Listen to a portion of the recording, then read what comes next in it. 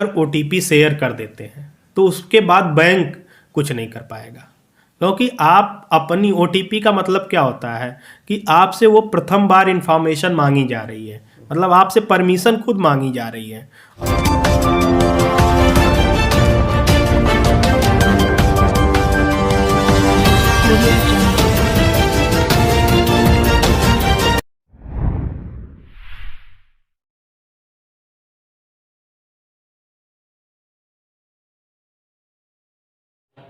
नमस्कार, मैं हूं ज्ञानेंद्र मिश्रा और आप देख रहे हैं शेर आजमी न्यूज।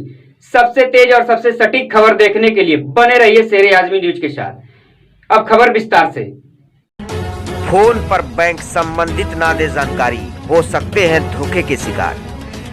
रवि प्रकाश तिवारी। जी हां, आपको बता दें कि आजमगढ़ काशी गोमती ग्रामीण निधि बैंक के सीएमडी रवि प्रकाश तिवारी ने लोगों के साथ हो रहे ऑनलाइन फ्रॉड को लेकर बड़ी जानकारी दी और बताया कि इस तरीके के फ्रॉड से बचने के लिए हमें सबसे पहले फोन पर किसी को कोई जानकारी नहीं देनी होगी और हमें इसके लिए खुद जागरूक होना पड़ेगा, क्योंकि कभी भी कोई भी बैंक अपने खाता धारकों की जानकारी फोन पर नहीं लेता। और उन्होंने बताया कि हमारे यहाँ सबसे बेहद लोगों को दे रहे हैं, पैसा जमा करने और निकालने के दोनों अलग अलग खाते खोले जा रहे हैं। उन्होंने यह भी बताया कि हमारे यहाँ जो लोग खाता खुलवा रहे हैं उनके पैसे और उनकी निजी जानकारी को हमारा बैंक पूरी तरह से सुरक्षित रख रहा है।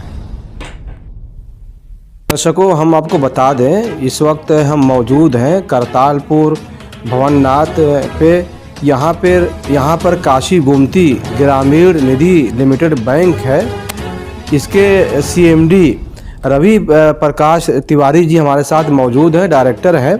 आइए हम इनसे पूछते हैं कि जिस तरह से अकाउंट से जो हैकर हैं पैसा निकाल लेते हैं या बहुत सारे अननोन कॉल आते हैं, उस पर लोग जो है अपना जो है वो अकाउंट नंबर या अकाउंट नंबर नहीं कहिए कि जो वो कोड होता बता देते हैं और अकाउंट से पैसा निकल जाता है लाखों लाख रुपया। और गरीब भी इसके शिकार होते हैं, लोग थानों में जाते हैं, पुलिस से शिकायत करते हैं, एफआईआर दर्ज होती है।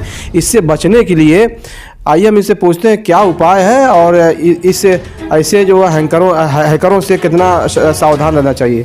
जी आपका बहुत बहुत धन्यवाद। जी नमस्कार। बच्चे आपसे कराए ही, नाम मेरा रवि प्रकाश तिवारी और मैनेजर काशी गोमती ग्रामीण निधि लिमिटेड भवननाथ आजमगढ़।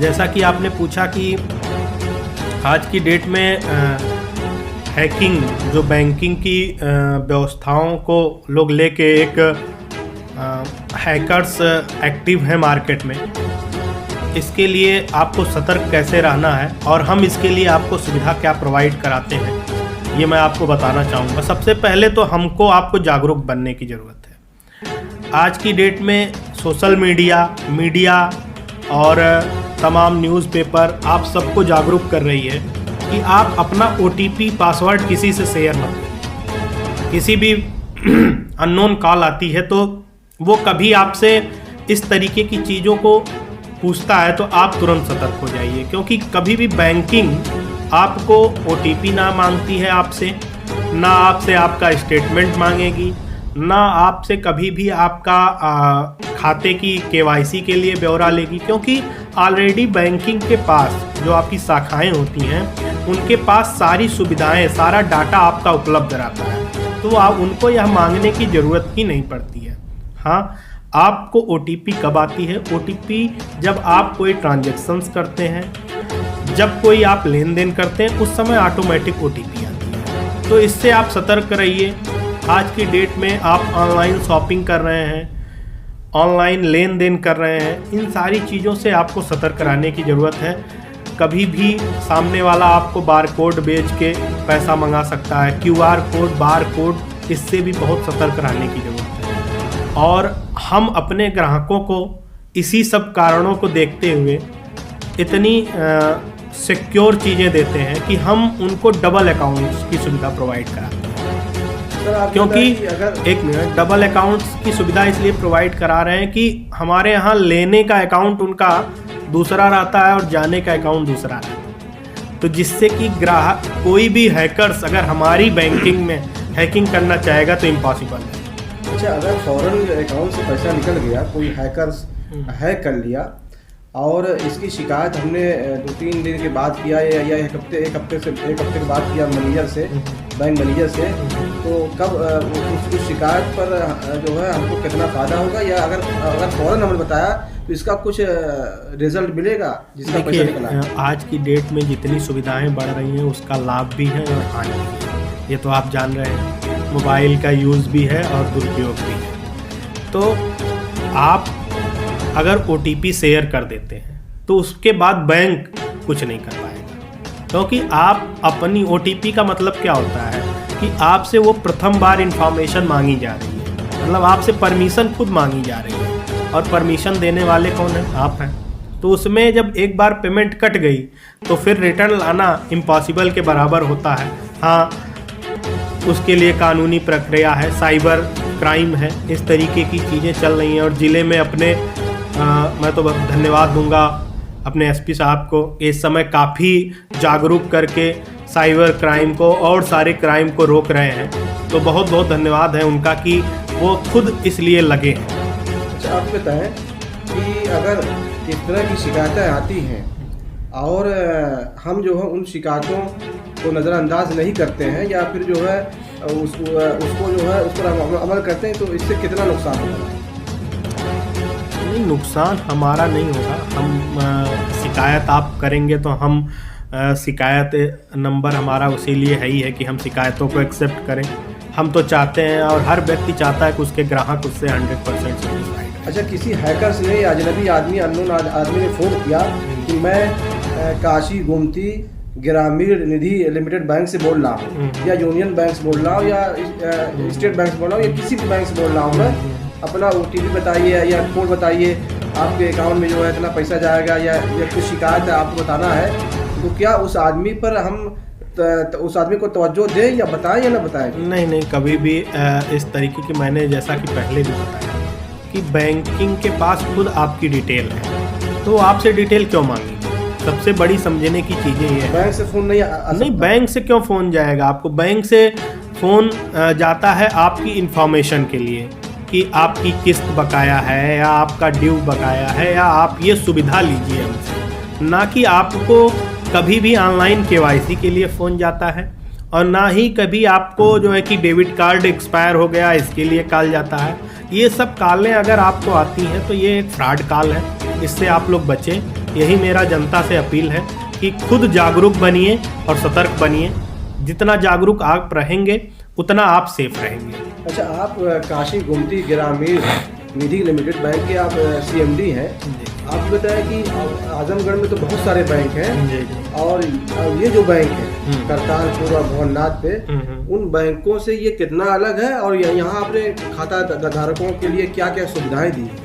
जैसा आप बहुत अच्छा आपने पूछा कि मैं बार बार कहता हूँ कि देखिए, बैंकिंग एक ऐसी व्यवस्था होनी चाहिए कि लोगों को वहाँ आने के बाद कष्ट ना हो, उनको ये वेट ना करना पड़े। समय की सबसे बड़ी कीमत है, तो मैं सबसे ज़्यादा प्राथमिकता अपने ग्राहकों को उनके समय पे देता हूँ, और आगे भी मेरी यही पूरी कोशिश रहेगी कि मेरे ग्राहक वो कभी भी समय का इंतज़ार ना करें, आके बैठना ना पड़े, उनका तत्काल उनको सुविधा मिले। और मैं पूरी कोशिश हमारी ये रहती है कि उनको बैंक भी आने की ज़रूरत ना पड़े। ऑनलाइन की व्यवस्थाएं हैं, ऐप की व्यवस्थाएं हैं, सारी सुविधाएं उनको घर पे ही मिल रही हैं, तो उनको बैंकिंग में परेशान होने की ज़रूरत नहीं है। अलग दूसरे लोगों से हम अलग कैसे हैं? देखिए, हर व्यक्ति कुछ अपनी चीज़ें अलग नहीं करेगा तो समाज में, या आप आजकल कंपटीशन का ज़माना है तो आप लोगों को फेस नहीं कर पाएंगे। तो बहुत सारी फीचर्स हमने जो ऐड करके दिया है अपने माध्यम से, वो अभी और बैंकिंग नहीं प्रोवाइड कर रही है। जैसे कि सारे बैंकों में रिकरिंग चलते हैं, लेकिन वो रिकरिंग को प्रमोट नहीं करते, वो LI की तरफ ज़्यादा जाते हैं, लाइफ इंश्योरेंस की तरफ, इस तरफ ज़्यादा भागते हैं, जिसमें उन्हें, मैं तो कहूँ LI बुरी चीज़ नहीं है लाइफ इंश्योरेंस, लेकिन तत्काल रिस्पांस नहीं है उसमें। हाँ, वो भी ज़रूरी है, लोग लेते हैं, लेकिन रिकरिंग जो एक ऐसी चीज़ है कि जो हर व्यक्ति, मतलब एक नीचे का भी तबका और एक ऊपर का भी तबका, दोनों लोग हमसे जुड़ते हैं। तो रिकरिंग बहुत ही अच्छी चीज़ है और हम लोगों को सेविंग करा के इससे प्रमोट कराते हैं। आपके बैंक में कितने खाता धारक होंगे? अभी तो हमारे पास 10,000 से ऊपर के खाते धारक हैं और 2022 में लगभग हमें जो है कि 2 लाख खाता धारक बनाना है। उस पर हमारा पर डे काम चल रहा है। लोन का विभाग हम बढ़ा रहे हैं। लगभग हमने अपने पिछले मिशन में हमने सितंबर में अपना स्थापना दिवस मनाया, तब भी हमने कहा कि हमें 50 करोड़ का लोन मार्केट में बांटना है। तो हम दिन प्रतिदिन उस पर काम कर रहे हैं और लोग हमसे लाभ उठाएं, हमारी सुविधाओं का लाभ उठाएं, यही मेरा लक्ष्य है और इसी लक्ष्य पे मैं दिन प्रतिदिन काम कर रहा हूँ। अच्छा, आजमगढ़ में आपकी ये मेन ब्रांच है कि इसकी और भी शाखाएं हैं आपकी? अभी तो हमने ये मेन ब्रांच ही खोल रखा है, क्योंकि निधि की गाइडलाइन के हिसाब से 3 साल के बाद आप छोटी छोटी ब्रांचेस खोल सकते हैं। तो अभी हम ये मेन ब्रांच देते हैं। बाकी सारा काम हमारा एप्लीकेशन से होता है, ऐप से हम सारी सुविधाएं उनको देते हैं। लेकिन 2022 लास्ट सितंबर लास्ट में हमारी एक श्रृंखला चलेगी जिसमें हमारा लक्ष्य है कि हम 30 ब्रांचों को खोलेंगे। जो आपने इस नाम के साथ अपने बैंक के नाम से जो ग्रामीण जो शब्द जोड़ा है, तो इसको आप गांव-गांव में न खोलकर आपने शहर में ये बैंक खोला? नहीं, शहर में गांव की खोलने जनता का तो चाहती है कि हमारी सहूलत के लिए ये बैंक गांव में होना चाहिए। जी, आपका बहुत ही सही क्वेश्चन है। देखिए, गांव की जनता चाहती है और मैं भी एक गांव से जुड़ा हूं। तो कुछ सरकार की गाइडलाइन होती है, कुछ उनका नियम कानून होता है, उसी अनुसार हमें चलना है।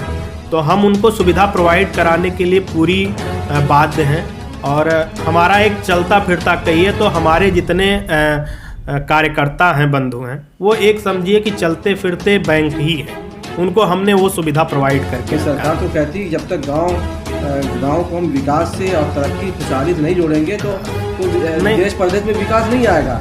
अगर ये बैंक अगर गांव में खोले जाए तो जनता को बहुत सारे फायदे होंगे, लाभ मिलेगा। मैंने बताया कि 2022 सितंबर के बाद हम 30 से शाखाएं अपनी जो ला रहे हैं और वो हमारा पूरा फोकस है कि हम अपने गाँव में ही इसको प्रमोट करेंगे। जैसे कि कप्तानगंज, हरौला, आपका तरौलिया, रानी की सराय और आपका बिलरियागंज, मुबारकपुर, ऐसे ही मतलब हम जो है कि आउटर को ही प्रमोट करेंगे, जिससे ब्लॉक लेवल पे हम इस सुविधा पहुँचाएंगे। अच्छा, पूर्व में आजमगढ़ में कुछ बैंक ऐसे थे प्राइवेट लिमिटेड जो है, जो लोगों का पैसा लेके भाग गए या उनका पैसा डूब गया।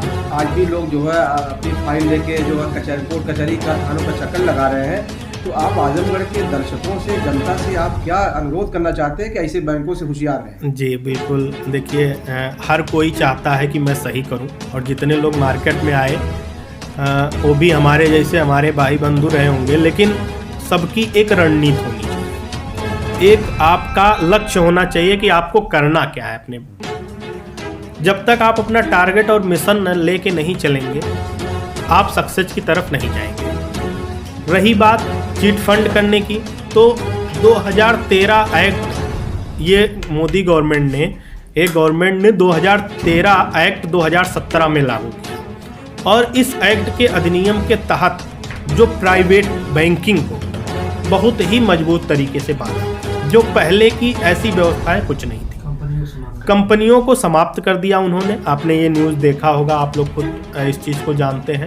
और अभी उनकी दिन प्रतिदिन ये धार चलती चली जा रही है कि मतलब एक तरीके से जो 420 करने वाले लोग हैं उनको नकेल कसी जाए। अभी आपने देखा कि नेटवर्क मार्केटिंग के रूप में उन्होंने बैन किया, अभी 1 महीने 20 दिन पहले की न्यूज़ थी।